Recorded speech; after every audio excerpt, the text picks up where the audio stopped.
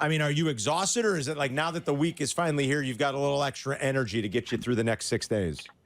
Yeah, my wife is actually on a coffee run right now because she could sort of sense the energy was a little bit low. And she's, I'll be right back. Let me go get some caffeine. But the reality is, guys, and good to be on with you, is that we've now reached the portion of execution, right? Like, it's been preparation for the last 11 and a half months. Now it's time to execute. So I can't wait for what happens come Thursday night. And I feel really good about all but, 256 picks. Because there's one I feel great about, that, of course, being the Bears. The remaining 256, bit more of a mystery to me. I was going to say, one's a no-brainer. I despite what's happened in the betting markets, where people think, all of a sudden maybe it is Drake May at 2 or J.J. McCarthy. I don't know. I still kind of feel like Jaden Daniels will be 2. I don't know that there's too much drama in either of those. But at what point do you expect it to potentially start getting crazy in the first round, Field? Yeah, so here's what I would say, is I go back and forth on this. And the logical brain tells me that things start to get crazy around pick 5. And here's the logical brain also says as follows.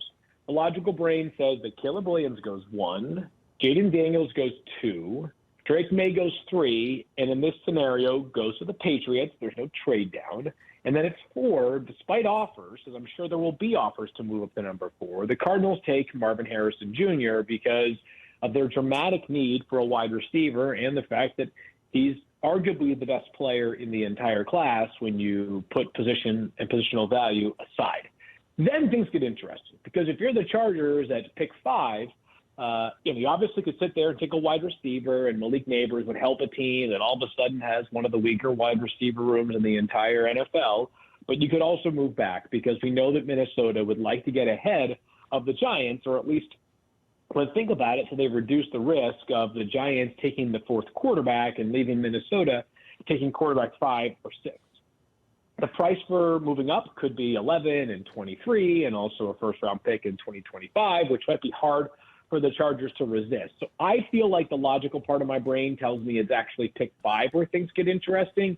The illogical part of my brain, the one that is spending too much time looking at betting odds and things like that, say could happen as soon as pick 2. So if one of the big 3 receivers is there for the Bears at 9, of course, Harrison, Neighbors, or Odunze, would it be too good to be true for the Bears when they have to stay there and grab one of those remaining players, if any of the 3 are available at 9? Yeah, I mean, I think if one of the 3 receivers is there somehow, some way, and I don't think it's Marvin Harrison Jr., obviously. Right, probably not, yeah. The Bears, they turn the card in. They don't think twice about it. I was talking about this with Kuiper just a few minutes ago on our show, First Draft, and while I could envision a scenario where 4 quarterbacks go in the first 5 picks, plus a receiver at the team that does not trade out, meaning Arizona or Los Angeles. I could also see another receiver going to the Giants, and then Joe Alt going to the Titans, and the Falcons going defense because of their defensive needs. That would leave a wide receiver available for the Bears at pick number 9. And then what I keep coming back to is this. I don't think if you went through every team's draft boards, you'd find any that does not have a remarkably high grade on all 3 of those top wide receivers. We're talking about special players that could be the number 1 wide receiver in basically any draft, but the reality is that one of them will be the 3rd taken off the board. So part of me figures that somehow, some way, whether it's a trade up or whether it's Tennessee saying that, yes, we love a Joe Alt, but we think the grade is even higher on a Rome Odunze, or the Falcons saying, I know we've spent a lot of capital on first-round skill guys on offense for the past 3 years, but who says that, the 3rd time is the charm is actually the 4th time is the charm for us to keep doing so. So I don't know that I can guarantee it for the Bears, but if one of them is there, that to me might be the easiest pick in the entire draft other than Caleb Williams himself. All right, so from this, we're talking to Field Yates on the CarX Tire and Auto Guest Hotline. It's Carmen and Jurko on ESPN Chicago. From the start of the offseason to this moment right now, did you learn anything about Caleb Williams that you didn't know going into this process? That I didn't know. I mean, there's probably a lot of things I learned about Caleb as an individual that I didn't know, but there are things that I feel stronger about with Caleb Williams throughout this process than I did probably in January. And, the precision pocket passing has, I think, in some ways become under-discussed, in part because the highlight reels that are created for Caleb Williams often feature him on the run, doing some of the razzle-dazzle stuff, doing the Mahomes-y type stuff. But as a pure pocket passer with arm strength, Caleb Williams is as good as anybody in this entire class. I haven't wavered with Caleb as my number one player in the entire class, and of course that means the number one quarterback in this entire class. I'd also say this, guys, is that it feels like there are two reasons why people I guess there are three reasons why people talk themselves a little bit out of Caleb Williams. One is boredom, right, because he's been the number one guy for the past 2 years, and it's just boring, right? Two is Jaden Daniels, who did have a remarkable year this past season. And three is people want to talk about the personality and the way that, Caleb Williams is different from your sort of quote unquote conventional quarterback, whatever the hell that means. My feeling is I actually feel like Caleb's authenticity has become a strength of his during this process. We ask these guys to be a certain way, but more so than anything, we want them to be themselves. And so if Caleb is different and unique, I'd rather have him be Caleb Williams than, somebody else, or try to become some version of somebody that isn't him. So I actually find Caleb and his individuality to be a great strength of his. I think it's going to actually be more relatable to the players in the locker room. Obviously, I think that Jurko can speak to this. You can't fool the locker room, right? You just can't lie to the guys. And if Caleb started to act like somebody that was not sort of the real version of himself, I think his teammates would catch on to that probably faster than anybody else. So I feel like that actually has become more of a strength of his than anything else. And I feel like that's maybe been under-discussed. And I talked about this with Mel a while ago. So this is not me trying to cater to the audience that is probably listening to this, which is largely Bears fans. But I felt like the criticisms of Caleb Williams kind of became unfair at some point early in the process. It felt a little bit more personal than it should have. But I've been all in on Caleb since the beginning, and very excited about the situation he's walking to in Chicago right now. All right, so I want him to take a receiver, but say a receiver's not there at 9 and they've got to go to a defensive side of the football. Is there a crystal clear number one guy, or are there just a bunch of guys that kind of are the same? Yeah, my feeling on the defensive side of the ball is that there is a crystal clear player with a big caveat. That's Leatu Latu, UCLA edge rusher. The big caveat, obviously, is that just a few years ago, he was medically retired because of a neck injury. And now we've seen players. I mean, there's another player, Justin Aboigi, defensive tackle from Alabama, who dealt with a neck issue. He never medically retired, but he's bounced back, and there are not many concerns as far as his neck injury outlook. I mean, Jalen Phillips from the Dolphins now, who started his career at UCLA and then finished at Miami, he was another guy who had serious medical concerns, and he has, he ended up sliding a little bit in the draft, the number 18 overall, but he's been a hell of a player for the Dolphins. He was a huge loss for them late last year when he tore his Achilles. So we've seen guys have medical red flags and become really good players in the NFL. I just know that the further you are from one, meaning like closer to 30, 31, 32 and on, the more comfortable you are taking those players because the risk is offset a little bit by the lesser investment. So I have no knowledge of all 32 teams' evaluations of Leatu Latu's medicals. What I do know is that from a tape perspective alone, the most impressive player on the defensive side of the ball by far. Now, if you're going to just look for the cleanest defensive prospect, it's either Dallas Turner from Alabama or Byron Murphy II from Texas. Turner was terrific, kind of made an instant impact from the minute he walked on campus in Tuscaloosa, which says something because, as we know, basically the entire Alabama defense is going to at some point be draftable one day. Had a big year this past season, winning SEC Defensive Player of the Year, killed it at the Combine, jumping 40-plus inches in the vertical jump, running a great 40 time. And I know that can be more valuable in the eyes of some than others, but still it reinforces just how special of an athlete he is. There's some versatility to his game. I think they were more streamlined with the way that Alabama used him this year. It was much more just on the edge, but there were snaps as a stand-up inside linebacker in 2022 that reminds you of just how creative the Alabama defense is, but also how versatile Dallas Turner is.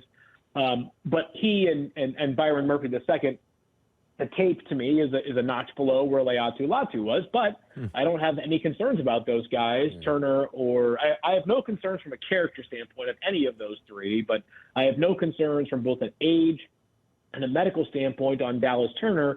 and Byron Murphy II, whereas Latu has been in college for a little bit longer because of his medical retirement and does have that medical red flag for some teams. So Cleanest is probably one of those two, but those three to me kind of form the best three prospects on the defensive side of the ball. It starts to get to be a tough thing to weigh then when you break it down like that. And you said obviously you're not privy to what all 32 teams think of, what they see in their medicals or if they're crossing him off or not. But like just anybody that maybe you and Adam and Mel, as you guys have worked on all this in the offseason, you talk to a lot of people in the league, like have you gotten a sense that there are teams that just because of the medical red flag will say, we can't do it, we are uninterested, we're going to cross him off? Teams that still need a pass rusher? So I have not heard of any cross-offs for Latu. Okay. But then again, I don't know how likely teams are to share cross-offs with me. Okay. That's probably, the kind of information that they just feel like for obvious reasons would be important for them to keep close to the vest. I've just heard sort of, hey, it's something that every team is going to have a different evaluation on. Yeah. So I've heard some teams that have said encouraging things. So I've heard more positive than anything else on Latu. But I also have been around, this process enough to just know that it's going to be far from a complete picture that we have in our hands right now. And ultimately for the Bears at pick 9, and I'm just making these teams up, what the Saints or what the Jaguars or what the Chargers think doesn't really matter, right? It's what they think about the medicals there and what the Bears medical staff has said about Latu's outlook. So it's the trickiest part of the draft, right? I mean, Peyton Wilson, Mike Penix Jr., guys like that have had various injuries on their ledger in the past. It's the hardest one because there's a chance that if you go back and look at the first 75 picks and then you go examine the biggest gaps between the players in my top 75 overall and where they landed, I think there's a decent chance that at least one of those guys is a medical red flag guy. And that's just because, my own opinion of the film may or may not have aligned with the league's, but I definitely didn't have the full medical report to say with certainty that this guy ends up here or there. So it's the trickiest part of this analyst role I've learned in a quick period of time. Field, before we let you go, just on the quarterback class in general, your thoughts here.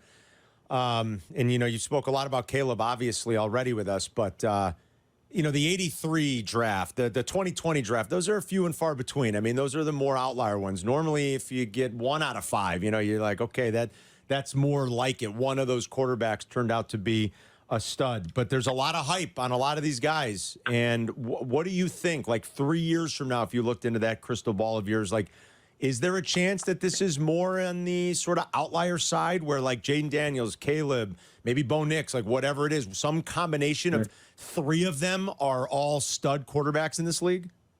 I think there's a chance, yeah, but I would say that it's very much dependent upon where the 3 that I have ranked 4th through 6th land. As you guys certainly know, and unfortunately the city of Chicago has seen it before as well, under, in different times, not right now, but, a team can fail a player as much as a player fails a team, sure. Right? Yep. I feel really, really good about the top 3 quarterbacks. To Caleb, you could drop him anywhere, and I feel really good about it. Jaden, I think, is a floor raiser. Drake May's ceiling is so astronomical. He's just going to need a little more time than the first 2. JJ and Mike Penix Jr. and Bo Nix, to me, are a bit of a different evaluation. JJ, the sample size is so small. Mike, I think he needs to be in a place where, they can run heavy play action, let him drive the football down the field. I'm there. Bo Nix, great processor. He wants to play in an offense, though, that's more like San Francisco, or I shouldn't say he wants to. I want to see him in an offense that's more like San Francisco, the LA Rams, the Broncos.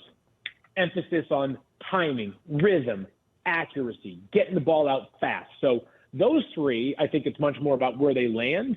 Right now, it's easy for me to put those guys in great landing spots in the mock draft because I have no actual power over these things. But, when the quarterback tax hits and some of these guys get drafted sooner than we forecast, that tends to be where these guys sort of fall by the wayside, is where a player gets put into a situation that really isn't a good fit with what he does well. And that's why we have so many quarterback failures over the many, many years of this NFL draft. Yeah, well said. Field, we know you're busy. You got a lot going on this week, so we really appreciate the time. We'll be watching, and we'll talk to you soon.